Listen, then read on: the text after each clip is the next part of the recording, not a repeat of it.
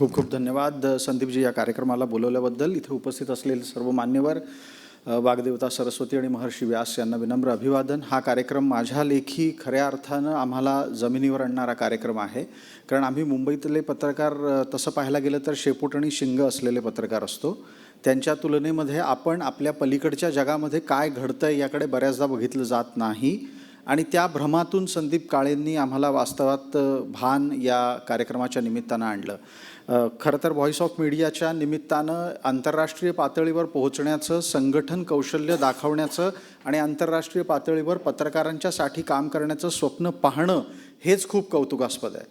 जसं थोड्या वेळापूर्वी म्हटलं गेलं की इथे पत्रकारांच्या संघटना प्रत्यक्षात कोणतं काम करतात याची चर्चा न केलेली बरी, पण तुमची पत्रकारांची संघटना किमान आंतरराष्ट्रीय पातळीवर जाऊ पाहतीये हेच अधिक आनंददायी आहे. पण त्याही पलीकडे जाऊन जर मला कुठली गोष्ट जास्त आवडली असेल तर ती म्हणजे पत्रकारांच्या आरोग्याविषयीची तुमची असलेली सातत्याची कळकळ, आणि नुसती कळकळ नाही तर ती कृतिशील असणं.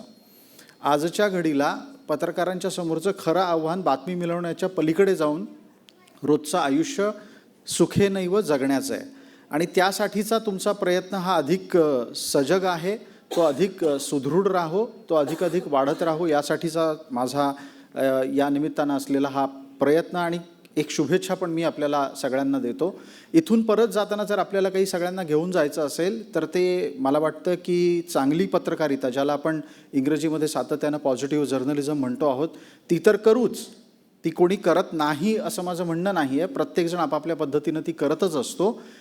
पण त्याच्या पलीकडे जाऊन आपल्याला प्रत्येकाला आपल्या आरोग्याची 100% काळजी रोज घ्यायची आहे. आणि संदीपजी आणि माझं या निमित्तानं जेव्हा जेव्हा बोलणं होतं तेव्हा याची चिंता आम्ही सातत्यानं व्यक्त करत असतो. वयानुरूप लवकर आलेलं म्हातारपण आणि वयानुरूप अनपेक्षित असलेल्या अनेक रोगराईंनी पत्रकार सर्वात जास्त बाधित होत आहेत. तेव्हा कृपया इथून बाहेर पडल्यानंतर नियमित व्यायाम करा आणि व्यसनांपासून दूर राहा. धन्यवाद.